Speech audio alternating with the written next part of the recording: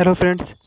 इस वीडियो में हम 27 दिसंबर 2021 को जो सीटेट का पेपर हुआ था उसमें हिंदी की आंसर की बात करते हैं।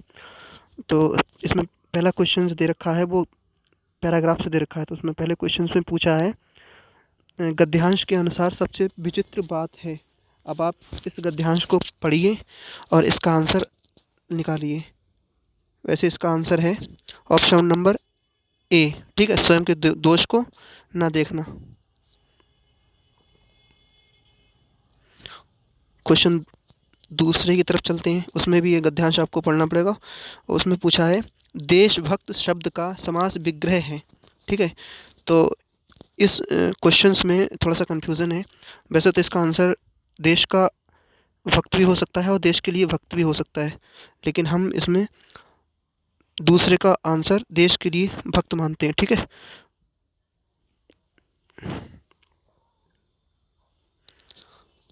आइए क्वेश्चन तीसरा देखते हैं। इसमें एक पैराग्राफ दे रखा है और आपने पूछा है, हमारी खराबी का स्रोत कहाँ है। जब आप इस पैराग्राफ को पढ़ेंगे तभी इसको इस पैराग्राफ पढ़ने के बाद आपको इसका आंसर मिल जाएगा। हमारी खराबी का स्रोत जो है हमारे अपने घर में है। इसका ऑप्शन नंबर 4 ठीक है।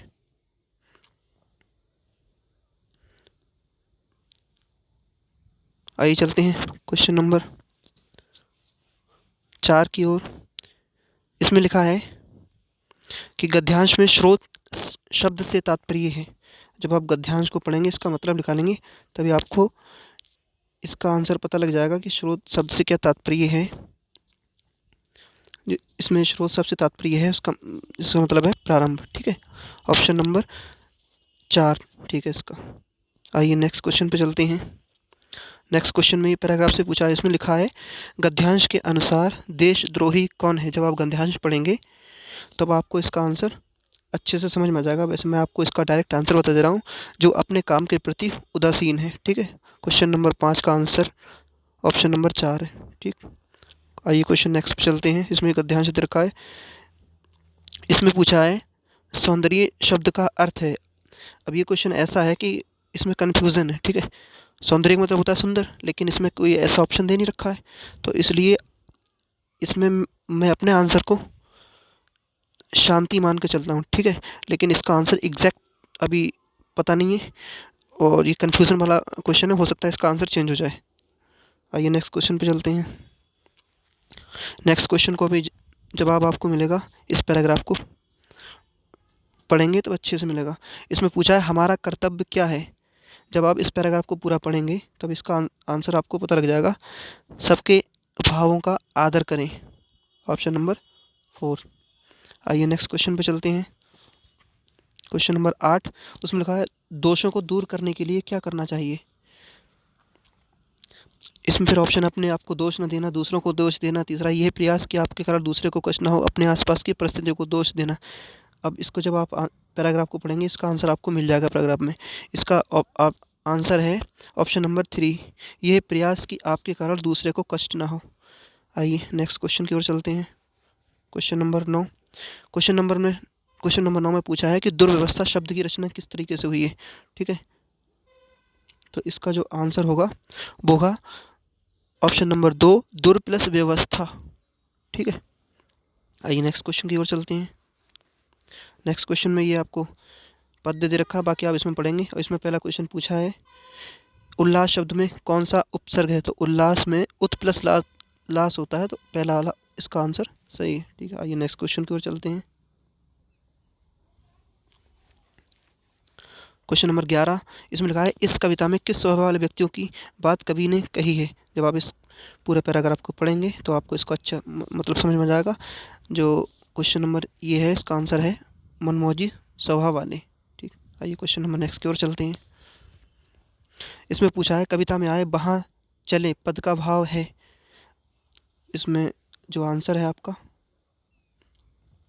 आंसर है इसका कहीं बहुत दूर चले जाना। ठीक है, आइए नेक्स्ट क्वेश्चन की ओर चलते हैं। क्वेश्चन नंबर 13 में पूछा है, चलना है बस इसलिए चले, पंक्ति में कवि का आशय है। इसका आंसर है चलना ही हमारे चलने का लक्ष्य है। आइए नेक्स्ट क्वेश्चन की ओर चलते हैं। कविता में प्रयुक्त आलम शब्द का अर्थ है, जो कविता में प्रयुक्त आलम शब्द हुआ है इसका अर्थ है हालत। आइए नेक्स्ट क्वेश्चन की ओर चलते हैं। हमारे लिए दुख समान है, सुख दुख समान है, ये भाव की किस पंक्ति से व्यक्त होता है? इसकी जब आप पंक्ति पढ़ेंगे तो ये जो है इसका आंसर 4 है। आइए नेक्स्ट क्वेश्चन की ओर चलते हैं। वे मनोवैज्ञानिक कार्य जो बच्चे की भाषा सीखने की प्रक्रिया को प्रभावित करते हैं इनमें से हैं। अब जब आप इसको पढ़ेंगे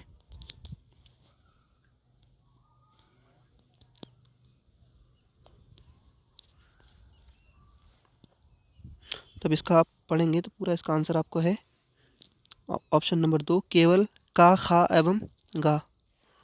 आइए नेक्स्ट क्वेश्चन की ओर चलते हैं। ध्वनि विज्ञान के 5 अवयव हैं, निम्नलिखित में से कौन सा ध्वनि विज्ञान का अवयव नहीं है? इसका आंसर है ऑप्शन नंबर डी, 4।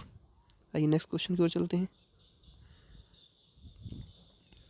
विदेशी भाषा के शिक्षण में अनुक्रमणता का सिद्धांत क्या सम्मिलित नहीं करता है? क्वेश्चन नंबर 18, इसका आंसर है ऑप्शन नंबर ए, व्याकरणीय अनुक्रम। आइए क्वेश्चन नंबर नेक्स्ट की ओर चलते हैं। क्वेश्चन नंबर 19 में पूछा है भारतीय संविधान में हिंदी भाषा का स्थान क्या है? तो भारतीय संविधान में हिंदी भाषा जो है राजभाषा के रूप में है। आइए क्वेश्चन नंबर नेक्स्ट की ओर चलते हैं। क्वेश्चन नंबर 20, इसमें पूछा है इनमें कौन सा पढ़ने का उपकौशल नहीं है? तो इसमें आपका आंसर जो है वो है पाठ्य सामग्री को सूचना हेतु ध्यान से देखना। ठीक है, क्वेश्चन नंबर नेक्स्ट की ओर चलते हैं। श्रवण की सबसे उपयुक्त विशेषता है, जब आप इसे पढ़ेंगे तो आपको इसका आंसर मिल जाएगा। आंसर नंबर इसका है 4। ठीक है, आइए नेक्स्ट क्वेश्चन की ओर चलते हैं। क्वेश्चन नंबर 22, इसमें पूछा है एक अध्यापक किसी पाठ्य सामग्री का आधा भाग जोर से पढ़कर सुनाता है, सुनाती है और विद्यार्थियों से समूह में उसे अपनी ओर पूरा करने के लिए कहता है, कहती है, ये किस प्रकार की गतिविधि है? ये जो है बेटा इसमें ये सामूहिक कार्य है। ऑप्शन नंबर 2 इसका सही आंसर।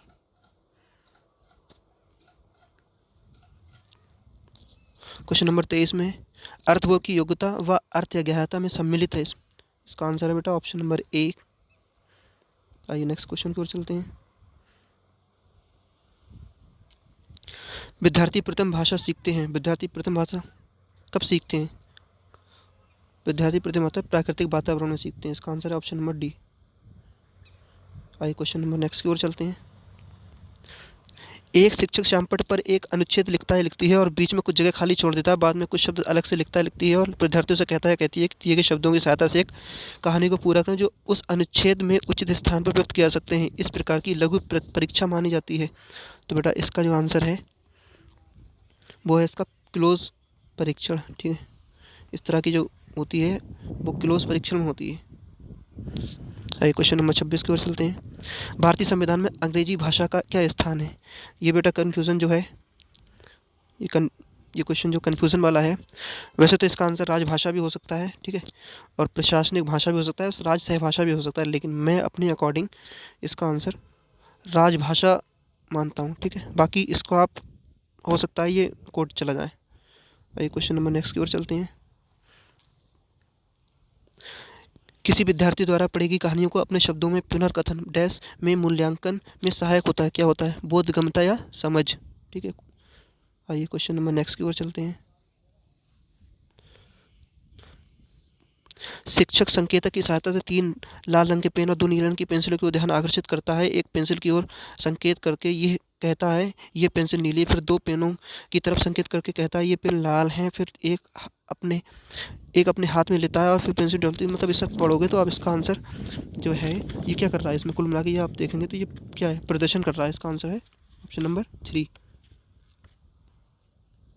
आइए नेक्स्ट क्वेश्चन की ओर चलते हैं। क्वेश्चन नंबर 29, इसमें लिखा है निम्नलिखित में से कौन सा कथन मानदंड निर्धारित परीक्षाओं के संदर्भ में सही नहीं है? ठीक है, जिसका आंसर आपको है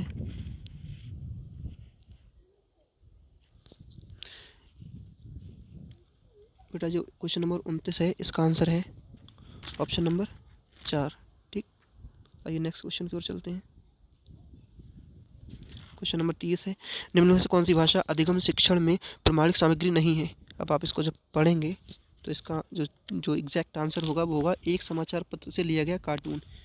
बेटा कार्टून कोई एक प्रमाणिक सामग्री नहीं होती है, ठीक है।